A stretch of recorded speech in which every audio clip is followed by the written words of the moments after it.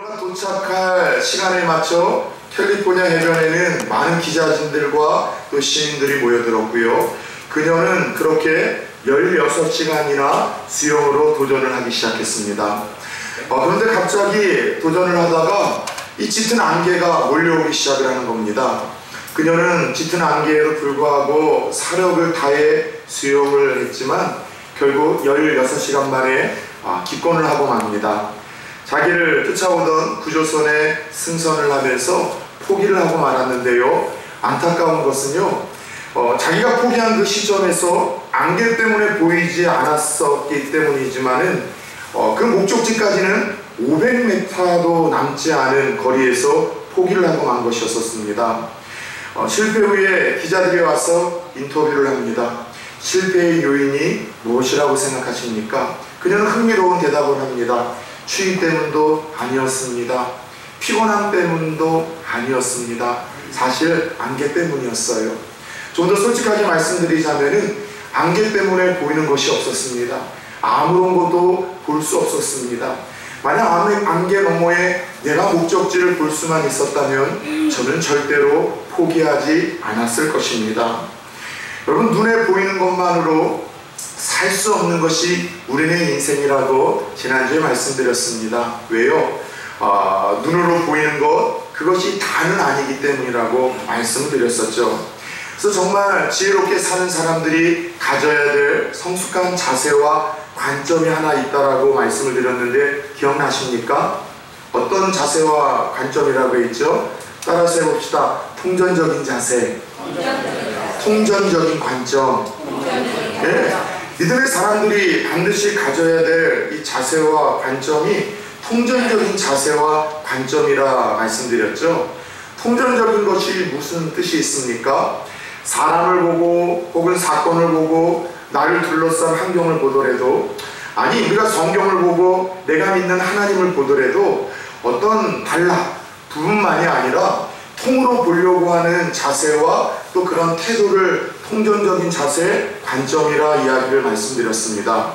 그래서 분명한 것은 눈에 보이는 것이 다는 아니라라는 이 간단한 진리를 가슴에 품고 우리가 살기만 하더라도요, 우리는 후회할 거리들을 줄여가고 좀 더 성숙하고 지혜로운 삶을 살아낼 수가 있게 됩니다. 사람을 보더라도 보이는 것 하나로 그 사람 전체를 여러분들 평가해 보려고 하면은 뜻하지 않은 선입견과 편견으로 인해서 좋은 교제를 나눌 수 있는 기회를 잃어버립니다. 내 앞에 펼쳐진 이 불리한 환경이나 또 아픈 사건을 그거 하나에만 우리가 이렇게 몰입해서 그것만 들여다보게 되면은요, 우리는 쉽게 원망하고 불평하게 되고 삶의 소망을 잃을 수 있는 유혹을 당하기도 합니다. 혹은 내가 하고 있는 일들에 눈에 보이는 대로 아무런 기대했었던 축복이나 응답의 기미와 징조가 보이지 않을 때 그냥 눈에 보이는 것만으로 우리는 제 삶을 평가하려고 할 때 우리는 더 가치 있고 의미 있는 일을 위해서 우리의 시간과 우리의 믿음과 우리의 모든 것들을 쏟아내는 이 열정에 우리는 여러분들 여러 가지 손상을 입게 되더라는 것입니다. 그래서 여러분, 분명한 사실은 눈에 보이는 것이 다는 아니다. 이런 통전적인 자세로 사람을 보고 사건을 보고 환경을 보고 하나님을 바라보는 것, 이것이 지혜로운 삶인데, 이런 성숙하고 지혜로운 삶이 여러분들의 삶과 여러분의 삶의 모습이 되어질 수 있기를 예수 그리스도의 이름으로 축원합니다. 그러기 위해서 우리는 지난주에 이어 오늘 본문에서도 역시 눈에 보이는 것이 다가 아님을 증명해주는 또 다른 사건 하나를 접하게 됩니다. 자, 이스라엘 백성들이 하나님의 은혜로 출애굽을 했습니다. 애굽, 이집트에서 탈출을 하게 되었죠. 그리고 40년 동안 방황을 하다가 드디어 하나님이 약속하신 그 젖과 꿀이 흐르는 땅, 그 가나안 땅 목전에 이르게 됩니다. 그들이 가야 될 최종 목적지라고 할 수 있겠죠. 가나안 땅은 최고의 축복과 부족함이 없는 지상의 파라다이스이기에 젖과 꿀이 흐른다라는 표현을 하나님께서 사용을 하셨는데, 요즘 어린 아이들은 그 땅 가기 싫대요. 왜냐고 물어봤더니만 끈적끈적할 것 같다는 거예요. 젖과 꿀이 흐르기 때문에. 아이들과 이야기하면은 더불어 막 이렇게 이렇게 순수함이 전염되는 것 같아서 참 좋을 때가 많습니다. 근데 중요한 것은 이스라엘 백성들에게는 그들이 가야 될 최종 목적지였었죠. 그 땅을 가고 싶어서 40년 동안 그들은 줄이고 목마르면서도 여기까지 버텨냈었던 것입니다. 이제 마지막으로 요단강만 건너면 그 약속의 땅에 들어갈 수가 있는데 문제가 하나 있었습니다. 어떤 문제이냐? 눈이 녹고 비가 오던 그때라 이 요단 강물이 부를 만큼 불러서 도저히 건널 수가 없는 그런 상황이 되어버린 거예요. 혹시 성지순례 다녀와 보신 분들 계십니까? 성지순례를 가보면은 주님이 인간의 몸을 입고 걸으셨던 땅을 우리도 거닌다라는 감동도 있고 은혜도 있지만은요, 적지 않게 실망할 때가 조금씩 있습니다.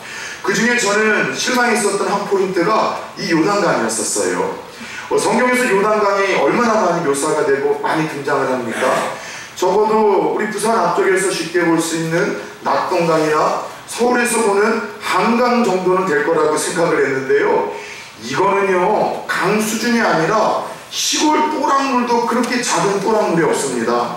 거기서 예수님이 세례를 받으시고 세례 요한이 많은 사람들에게 세례를 베풀었다는 것이 별로 좀 감흥이 안 돼요. 그런데 10년이면 강산도 변한다는 이야기가 있는 것처럼 적어도 한 몇천 년 전의 요단강은 지금과는 달랐다는 것이죠.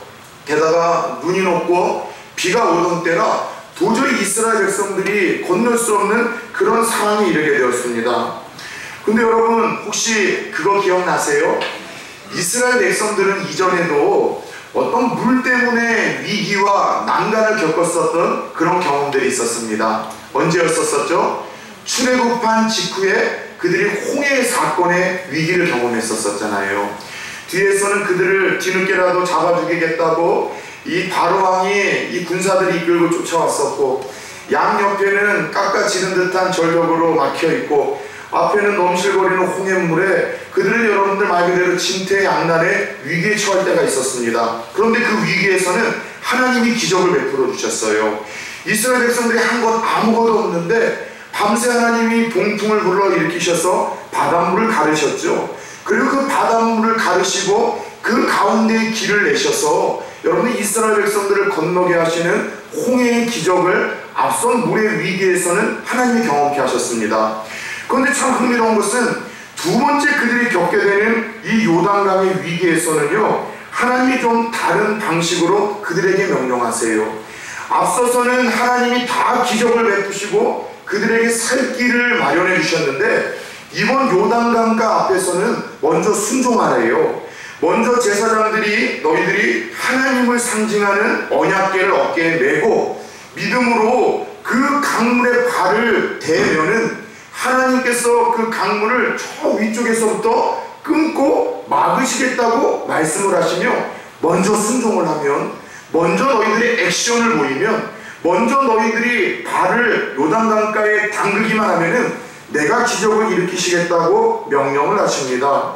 그리고 더 황당한 것은 발 닿는 곳에서부터 물이 끊어지는 볼 수 있는 기적이 아니라 발을 닿게 될 때 보이지 않는 저 상류, 오늘 성경의 16절을 보면은 아담 성읍 변두리라고 했는데 그들이 지금 발로 밟아야 될 현장에서 상류로 30km 이상 떨어진 그런 지역이었습니다. 하나님이 기적을 일으키려 해도 육안으로 식별이 가능해요? 불가능해요? 불가능한 지역에서 하나님이 기적을 일으키시겠다는 아주 말도 안 되는, 이해가 안 되는 그런 여러분 명령을 내리시는 거예요. 사실 홍해의 위기 때와 지금 이 요단강 사건 때에 하나님이 이스라엘 백성들을 도우시는 방식이 다른 데에는 우리에게 주신 아주 중요한 영적인 의미가 있습니다. 이스라엘 백성들이 처음으로 이집트에서 종살이하고 노예에다가 탈출을 하게 되었고, 첫 번째 그들이 경험한 난간에서 하나님이 직접 홍해를 가르신 이 사건은요, 영적으로 따라서 해봅시다. 구원의 사건. 그것은 구원의 사건과 같아요. 무슨 말인가 하면 우리가 예수 믿기 전은 죄의 종, 우리가 사탄의 노예라고 했잖아요. 그래서 우리는요, 사탄이 원하는 거에 질질 끌려가 그렇게 살다가 그렇게 죽을 수밖에 없는 연약함이 우리에게 있었습니다. 근데 하나님께서 일방적으로 이 땅에 인간의 몸을 입고 내려오셨고 그 예수 그리스도가 일방적으로 우리의 죄를 다 빼앗아 대신 십자가에서 우리가 치러야 될 죽음을 대신 치러 죽으셨습니다. 그리고 3일 만에 부활을 하셨고 이것을 믿기만 할 때 우리에게 죄사함과 구원과 영생을 주신다라고 말씀을 하셨죠. 믿으십니까? 그래서 성경에 흐르고 있는 중심 주제는 한 번만 따라서 해봅시다. 이 신칭이 이게 무슨 말인가 하면 믿음으로만 구원받고 하나님이 하신 일, 예수님이 하신 일을 믿음으로만 죄의 문제가 해결되고 천국 갈 수 있다는 성경의 중심 줄거리이자 핵심 주제입니다. 그래서 이 홍해 사건 때 이스라엘 백성들이 한 것이 하나도 없었던 것은 우리의 구원을 위해서도 우리가 할 수 있는 것이 하나도 없음을 의미합니다. 하나님이 다 하셨어요. 인간의 몸을 입고 오셨고 인간의 몸을 입고 오신 예수님이 죽어주셨고 그것을 믿을 수 있는 마음을 주셔서 우리가 하나님의 자녀가 되고 구원받는 일을 위해서는 우리가 할 수 있는 측에서 할 일들은 아무것도 없습니다. 근데 홍해 사건이 그랬어요. 출애굽한 것도 하나님의 은혜였었고 홍해를 건넌 것도 하나님이 다 하셔서 건너기만 하셨던 것처럼 구원은 그렇게 임하는 겁니다. 그런데 여러분은 이들이 경험하고 있는 두 번째 요단강은 어떤 의미가 있냐라는 것이죠. 외국 사람들은 그렇지 않은데 한국 사람들에게 요단강 하면은 어떤 이미지가 떠올려지는 줄 아십니까? 죽음을 떠올려요. 죽음. 이 찬송가의 영향이에요. 메치루 메치루 요단강 건너가 만나리. 그래서 요단강을 건넌다는 것은 우리가 죽는다, 생을 마감한다, 천국에 간다, 뭐 이런 것이 우리 한국 사람들에게는 요단강의 이미지입니다. 여러분 잘못된 이미지예요. 요단강의 이미지는 죽음이고 가나안의 이미지는 천국이라고 한다면은 한번 물어봅시다. 여러분 이스라엘 백성들 중에 천국을 가야 될 가장 대표적인 사람이 있다면 하나님의 종 모세 아니겠습니까? 아론 아니겠습니까? 근데 모세와 아론은 가나안 들어갔어요? 못 들어갔어요? 못 들어갔어요. 그래서 강원 목사님들 중에도 요단강을 죽음으로 표현을 하시고 가나안을 천국으로 이야기를 하고 가르치시는 분들이 있는데 성경 그거 잘못 가르치시는 거예요. 그럼 모세와 아론은 천국 못 갔다라는 뜻입니까? 그게 아니에요. 아까 홍해 사건은 뭘 의미한다고요? 우리가 할 수 있는 것 하나도 없이 하나님이 온전하게 행하신 구원의 사건을 의미한다고 했잖아요. 아멘? 그리고 이스라엘 백성들이 40년 동안 고생했던 그 광야의 생활이 우리의 생애예요. 예수 믿어도 우리는요 고난을 당해요. 예수 믿어도 광야의 목마름을 경험하고 배고픔을 경험하고 그 안에서 우리 뜻대로 일들이 이루어지지 않아서 원망 불평하다 넘어지기도 하고 매맞기도 하는 것, 이것이 성도의 40년의 광야 생활과 같더라는 것이죠. 그런데 이 요단강은 뭘 의미하느냐, 가나안은 뭘 의미하느냐, 예수 믿고 구원받은 자들에게 하나님이 약속하신 그 온전한 평안함, 세상 사람들은 죽었다 깨어나도 경험할 수 없는 예수 믿는 자들만이 경험할 수 있는 그 평안함, 그 기쁨, 그 영적인 즐거움, 하나님이 예수 안에서 약속하신 그 축복, 예수 안에서 약속하신 그 형통함, 예수 안에서 약속하신 그 창대함, 아멘 할 때까지 하는데 끝까지 안 하시네요. 예수 믿는 자들에게만 약속한 그 평안과 기쁨과 형통과 축복이 요단강과 그 가나안을 의미하시는 줄 믿으시길 축원합니다. 따라서 홍해 사건에서는 하나님이 기적을 베푸시고 그들에게 요구하시는 것이 하나도 없었지만 그들에게 진정한 예수 믿는 자들의 감격, 예수 믿는 자들의 그 기쁨, 예수 믿는 자들에게 약속하신 그 하나님의 응답과 축복을 맛보기 위해서는 너희들이 해야 될 것이 있다는 거예요. 요단의 순종과 요단의 믿음과 요단의 인내와 요단의 헌신이 있을 때 비로소 너희에게 그 축복과 평안과 기쁨이 있다라고 하나님이 우리에게 의미하시는 그런 사건이었었습니다. 그래서 예전에 제가 존경했던 한 목사님은 이런 이야기를 들려주셨어요. 믿음과 은혜로 구원받고 행함과 은혜로 축복받고 감사와 기쁨으로 그것이 유지가 된다라고 말씀하셨어요. 따라서 해봅시다. 믿음과 은혜로 구원받고 순종과 행함으로 축복받고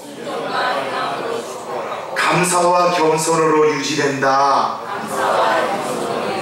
여러분, 믿음으로만 인해 우리가 죄 용서함 받고 구원받는 줄 깨닫길 축원합니다.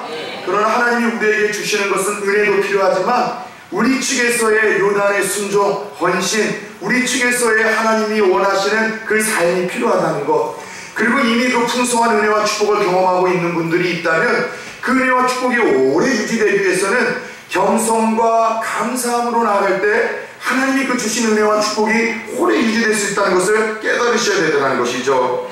자, 그런데 지금부터 이 요단의 이 사건을 우리는 이미 다 결과를 알기 때문에 쉽게 바라보지만은 우리가 한번 이 시대의 주인공들과 동일시하는 시간을 한번 가져봅시다. 우리가 이 말도 안 되는 황당한 명령을 받은 그 시대의 제사장이라고 한번 생각을 해보고 그 시대의 이스라엘 백성들이라고 한번 우리가 상상을 해봅시다. 자, 지금 여러분 눈이 녹고 비 오는 시기라 강물은 강둑까지 여러분들 넘치고 있습니다. 게다가 여러분들 흙탕물이라 깊이 측정이 불가능하다 보니 더 두렵습니다. 저는 경기도 강화군 강화읍 각곤리 661번지 서해 바다에서 태어나고 그 추억을 갖고 살아간 그런 사람입니다. 어려서부터 그렇게 바닷가에 가지 말라고 이야기를 했는데, 왜냐하면 많이 빠져 죽었거든요. 근데도 그렇게도 여러분들 제가 바닷가에서 많이 놀았어요. 실제로 한 두세 번 정도는 죽을 위기가 있었습니다. 왜냐하면 동해 바다나 부산 바다는 이 바닥이 보이잖아요. 물이 깨끗해서요. 서해 바다는 갯벌이라서요. 물이 탁해요. 보이질 않아요.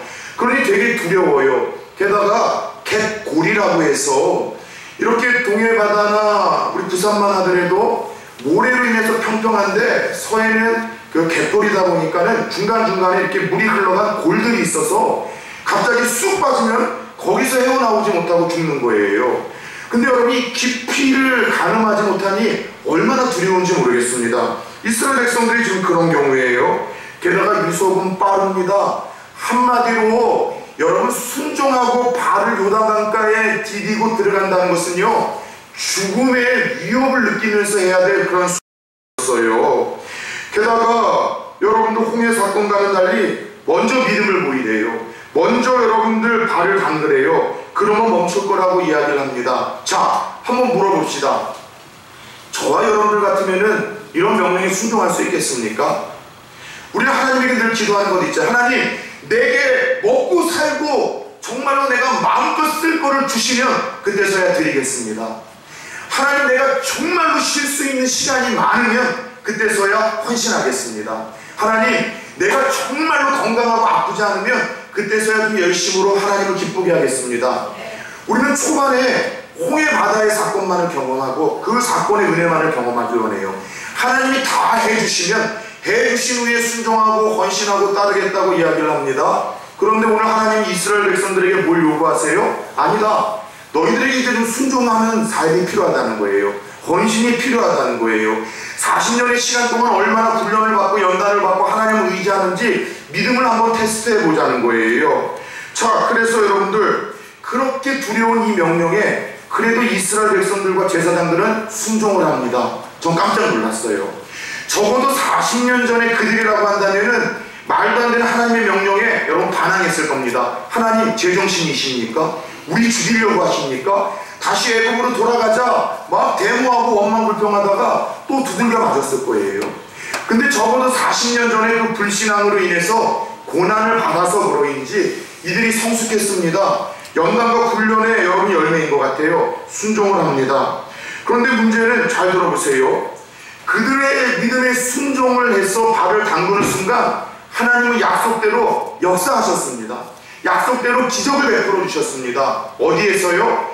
그들이 발 밟고 순종했던 현장이 아니라 약속대로 육안으로 식별이 불가능했었던 상류 몇십 킬로요? 30km 이상 되는 그 곳에 물을 끊고 한 곳에 사이드로 말도 안 되는 역사를 일으키셨다는 거예요. 그런데 지금 이스라엘 백성과 제사장들의 상황에서는 하나님이 그 기적을 순종하는 순간, 발을 내딛는 순간 일으키셨지만 하나님이 기적을 볼 수 있어요? 못 봐요? 못 봐요. 보이지 않는 곳이에요. 적어도 상류 30km 이상에서 물이 끊겼다면 끊긴 상태에서 흐르던 물이 유속 30km라고 하더라도 1시간 이상 아무런 변화가 없이 물이 흐르고 있는 그곳에서 그들이 기다려야만 하는 인내의 시간이 필요했었습니다. 여러분들, 어떤 기적도 어떤 역사도 순종을 했지만 하나님의 약속과는 달리 나타나지 않았었던 1시간 이상의 시간에서 그들이 서 있었던 것입니다. 여러분, 그때 제사장들의 마음이 혼란스럽지 않았을까요?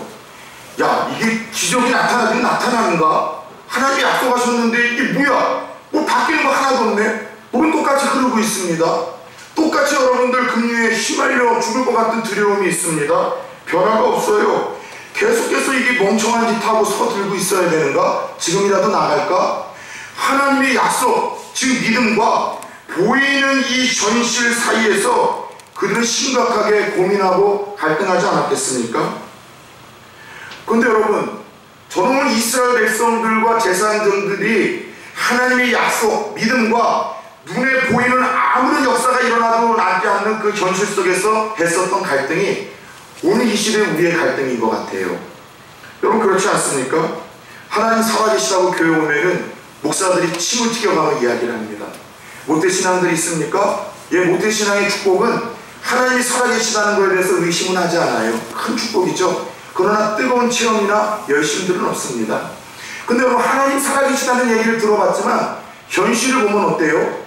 세상에 있는 이 부조리, 말도 안 되는 이 억울한 일들이 막 뜬금없이 그냥 열심히 일하고 사는데 어떤 미친 사람이 그냥 줄을 끊고 떨어지는 일들, 하나님이 살아계시다는 게 가능한 일인가? 현실 세상을 보면은 믿기지가 않습니다. 아닌 것 같아요. 하나님을 사랑하고 하나님을 의지하면 하나님이 우리의 생업을 축복하신대요. 근데 현실을 보면은 보이지가 않습니다. 내가 예배 열심히 드리고 기도하는데 응답해 주지 아니에요. 현실을 보면 아닌 것 같아요.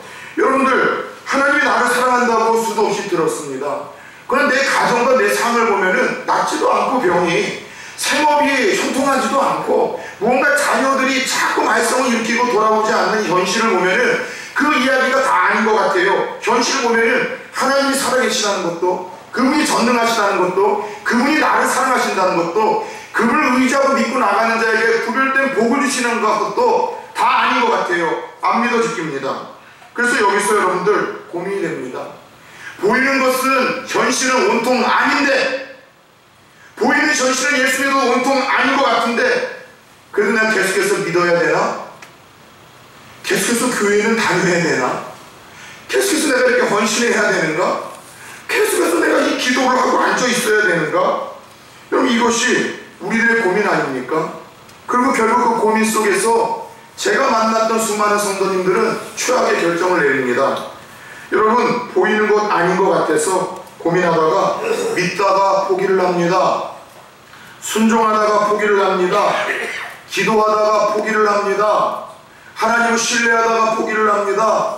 하나님을 섬기다가 주저앉는 일들이 얼마나 많은지 모르겠어요. 예, 제가 만났던 수많은 청년들이 그런 이유로 떠난 일들이 있었습니다. 목사님, 제가 얼마나 열심히 주일학교 때부터 했었던 사람인 줄 아십니까? 목사님, 제가 청년부 임원이었었습니다. 직장에서 욕을 먹으면서도 정말 열심히 했는데 하나님이 내게 이루신 것이 없다라고, 보이는 것이 아무것도 없다는 것 때문에 그렇게 하나님을 떠나 그런 하소연을 들려주는 수많은 청년들이 있었습니다. 여러분의 고민은 아니에요? 내 앞에 서 있는 목사의 고민이기도 했었습니다. 저는 제가 부산 초원교회 오면은요, 거짓말 안 하고요, 여러분들이 저를 어떻게 생각할지 모르겠지만 매주만 5명 이상씩 몰려들 줄 알았어요. 여러분이 왜 그런지 모르겠지만 저는 그렇게 경험을 했거든요. 하나님께서 항상 섬기시는 공원 가운데 말도 안 되는 부흥의 역사를 주일학교 맡든 청년부를 맡든 다 안 되고 다 어렵고 다 힘들다고 했지만 이루셨거든요. 부산 초원교회 올 때에는 여러분이 다 표현할 수 없지만 말도 안 되는 대가를 지불하고 희생하고 저는 여기를 붙잡았거든요. 하나님이 저를 되게 기특히 여기시고 되게 어여삐 여기셔서 부산 초원교회가 지금 많이 부흥을 했잖아요. 1년 만에요. 개벽이 일어났죠. 그러나 제가 생각했던 이상으로 한 1년 정도 지나면 200명 정도는 충분히 될 줄 알았어요. 근데 눈에 보이는 것은 어때요? 권사님들도 쉽게 주일 빠지고 집사님들도 쉽게 주일 빠지고, 나 상처받았고 나 아프니까는 나도 좀 돌봐달라고 끊임없이 이런 일들만 보이는 거예요. 눈에 보이는 것만 보면은요, 막 도망가고 싶어요. 여긴 아닌 것 같아요. 지금 보이는 것만 보면 이건 아닌 것 같아. 하나님이 내게 주신 소망이 있었거든요. 약속이 있었거든요. 기대감이 있었거든요. 여러분의 고민 아닙니까? 어떤 한 사람이 나뭇잎하다가 버리고 간 폐강 하나를 인수했다고 합니다. 그리고 열심을 다해서 한번 파보려고 노력했는데 힘 안 들여 곡괭이질 한번 했는데 거기에서 여러분 이 금맥이 발견이 된 거예요. 바로 앞선 주인이 버리고 간 곡괭이가 그 금맥이 발견된 지역에서 1m밖에 안 됐습니다. 무슨 말이에요? 한 번만 더 곡괭이질라고 파들어갔으면 그 금맥을 발견하는 일인데 집에 보이는 것이 돌뿐이라 포기를 해버렸다는 것이죠. 저는 그 이야기가 실화인지 지어낸 얘기인지는 모르겠지만 그 이야기를 들을 때마다 우리가 하나님 앞에 섰을 때 동일한 일들이 벌어질 것 같다는 생각을 갖습니다. 보이는 현실은 온통 아닌 것 같아서 여러분들 얼마나 많은 축복이, 얼마나 많은 기도 응답이, 얼마나 많은 하나님의 여러분들 이 은총의 기회들이 우리가 보이는 것들이 없다고 해서 쉽게 포기하고 인내하지 못해서 더 하나님을 끈기 있게 붙들지 못해서 아마 그 기회들이 날아갔을까? 아마 천국에 가게 되면은요 깜짝 놀라서 땅을 치면서 후회할 일들이 있을지도 모르겠어요. 그래서 언젠가도 이야기를 했죠. 천국에 가면 제일 많이 듣게 되는 말이 뭐라고요? 껄거든다면서요. 예수 잘 믿을걸, 정말 예배에 목숨 한번 걸어볼걸, 하나님 응답하실 때까지 조금만 더 기도해볼걸, 목사님 말씀을 통해서 주신 하나님 말씀을 순종 한번 해볼걸, 내 남편과 아내와 자녀들 더 사랑해볼걸, 내 자녀들에게 믿음의 추억을 안겨줘 볼걸, 하나님을 위해서, 천국을 위해서 가치 있는 것을 내가 투자해보고 먼저 앞서 순종해볼걸, 여기저기에서 껄껄대면서 후회하는 소리가 들릴 거래요. 그런데 여러분, 그것이 천국에서만 듣는 소리가 아니라는 것을 저는 오랜 목회의 경험을 통해서 배웁니다. 저는 목사이기 때문에 죽어가는 임종 직전의 성도들 많이 만나고 상담을 해요. 여러분, 죽기 직전에 성도님들 중에 그런 후회하시는 분들 없습니다. 그때 내가 그 아파트 샀어야 되는데 엄청 올랐는데 못 사서 억울합니다. 그때 내가 그 땅을 샀어야 되는데 엄청 올라서 너무나 후회가 됩니다. 그때 내가 그 직장 선택했어야 되는데 연봉이 엄청 올랐댔는데 그 직장 선택 못해서 후회합니다. 이런 소리 못 들어봤어요. 목사님, 건강할 때 하나님을 더 사랑하지 못한 것이 최고의 후회가 됩니다. 내가 하나님 앞에 예배에 목숨 걸어보지 못한 것이 최고의 후회가 돼서 지금이라도 건강을 회복해 주신다면 하나님의 교회 가서 마음껏 찬양 한번 해보고 말씀 한번 듣고 눈물로 기도해보는 것이 마지막 소원이라고 하시는 분들이 있어요.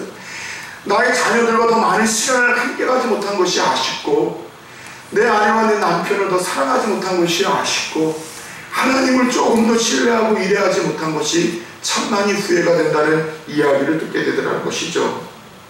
사랑하는 여러분, 우리 사건을 통해서 하나님 우리들에게 지난주에 이어 동일하게 말씀하십니다. 오늘 시간 우리 가운데 임재하신 하나님이 말씀을 통해서 여러분에게 들려주시는 이야기, 그 음성이 들리고 계십니까? 사랑하는 아들아, 사랑하는 딸아, 눈에 보이는 것이 다는 아니다. 예수 믿는 사람들은 보이는 것만으로 붙들고 살아가야 될 그런 존재들이 아니란다. 예, 로마서 1장 17절인가요? 오직 의인은 믿음으로 말미암아 살리라. 두 가지 의미가 있죠. 오직 의인, 의롭게 되고 구원받는 것은 믿음 외에는 없다는 거예요. 세상의 종교와 기독교가 다른 이유가 그거죠. 홍해에서 하나님이 다 하시고 우리가 할 건 아무것도 없는 것처럼 믿는 것 외에 우리가 의인이 되는 방법이 없다는 그런 말씀이고요. 또 하나, 오직 의인은 믿음으로 말미암아 살리라는 이 말씀은 그렇게 은혜로 구원받은 우리들은 눈에 보이는 세상 것들에 연연해서 사는 것이 아니라 보이지 않는 그 너머의 것들을 바라보고, 그 보이지 않는 것들을 바라보며 포기하지 말아야 될 것 포기하지 않고 더 바로 붙들어야 될 것들을 붙들어야 되는 그런 고상한 존재들이라고 하나님이 도전하시는 거예요. 지난주에도 말씀드렸었죠. 시브리서 11장 1절 2절 뭐라고요? 믿음은 바라는 것들의 실상이요 보이지 않는 것들의 증거니. 따라서 해봅시다. 선진들이 이로써 증거를 얻었느니라. 아브라함도, 또 아벨도, 모세도, 이삭도, 야곱도 수많은 연약함과 넘어짐 속에서도 그들의 믿음의 전당에 오를 수 있었던 이유는 역시 그들은 보이는 것이 다가 아니물라라 그들의 시선이 이 땅에서 시간이 지날수록, 신앙의 연륜이 더할수록 보이지 않는 것들을 향한 자들이었기에 하나님이 그렇게 인정을 해주고 있더라는 것이죠. 저는 오늘 말씀을 플로렌스 체드윅이라는 한 여성 수영 선수에 대한 이야기로 오늘 설교를 시작했습니다. 그녀가 실패한 지 정확히 2달 되던 해 다시 한번 그녀는 이 무모한 도전을 시작합니다. 그리고 그날 그 도전에서 겨울이 가까워왔기에 바닷물을 더 찼습니다. 그리고 악재라고 할 수 있을까요? 안개는 또 짙게 몰려왔습니다. 그럼에도 불구하고 두 번째 도전에 그녀는 당당하게 성공을 합니다. 두 번째 도전에 성공한 그 이유에 대해서 묻는 기자들의 질문에 그녀는 대답을 합니다. 안개 때문이었습니다. 그러나 안개로 인해서 아무것도 보이질 않았지만 이번에는 목표가 보였습니다. 보이지 않는 것 너머에 제가 가야 될, 도착해야 될 그 목표가 보일 수 있었기에 저는 포기하지 않고 이번에는 성공을 할 수가 있었습니다. 보이는 것이 안개뿐이었지만 그것이 다가 아님을 알아 그 너머에 있는 캘리포니아 해변을 바라보며 그녀는 포기하지 않고 인내하고 끝끝내 자기의 도전을 성취하고 말았다는 것이죠. 마지막으로 도전해 보겠습니다. 혹시 오늘 우리 가운데 지난주와 같이 마라의 고난 때문에 힘들어하시는 성도님들이 있습니까? 왜 하나님이 내 인생 곳곳에서 이해할 수 없는 스비스물을 나오게 하셔서 나를 아프게 하는지. 그렇다면 여러분들 그 마라의 스비스 고난에만 우리의 시선이 집중되지 마시고 약 한 10km만 가면은 하나님이 준비하신 그 영원한 오아시스 엘림이 하나님의 손에 의해서 준비되었다는 사실을 아시고 버텨내십시오. 이겨내십시오. 살아내십시오. 혹은 내가 남들보다 더 많이 순종했고 남들보다 더 많이 하나님에게 헌신했고 더 많은 기도를 했지만 눈에 보이는 것은 축복도 없고 응답의 기미도 없어서 낙심이 되고 믿음이 흔들리시는 분들이 있습니까? 여러분들 오늘 이스라엘 백성들과 제사장들의 믿음이 우리 것이 되었으면 좋겠어요. 지금 보이는 것은 아무런 변화가 없지만 하나님이 내 보이는 것 너머에서 약속대로 일하고 계시다는 것, 역사하고 계시다는 것, 그건 내가 믿음대로 순종한 대로 내 앞에서 물이 끊길 것이고 마른 땅을 건너가게 하실 것이라는 이 믿음을 갖기를 축원합니다. 끝으로 하나님 앞에서 순종하기가 지금도 두려우신 분들이 있습니까? 언제까지 여러분들 예수 믿고 구원은 하나님의 은혜로 받았지만 예수 안에서 약속한 그 평안과 기쁨과 축복을 맛보는 그 가나안 땅에 들어가지 못하는 인생 언제까지 사시렵니까?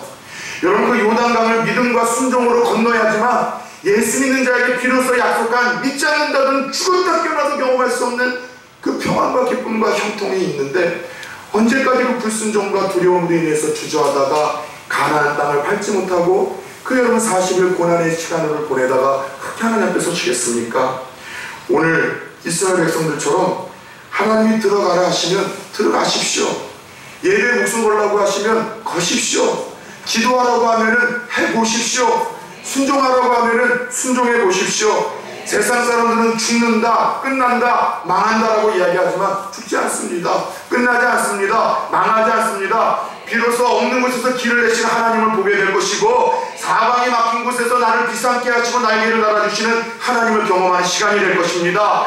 넘실거려서 나를 두렵게 하는 그 강물이 갈라져 많은 땅을 걷게 하시는 그 놀라운 역사를 그 순종의 때에 먼저 순종하고 헌신하고 말씀대로 나아갈 때 경험하게 하실 것입니다.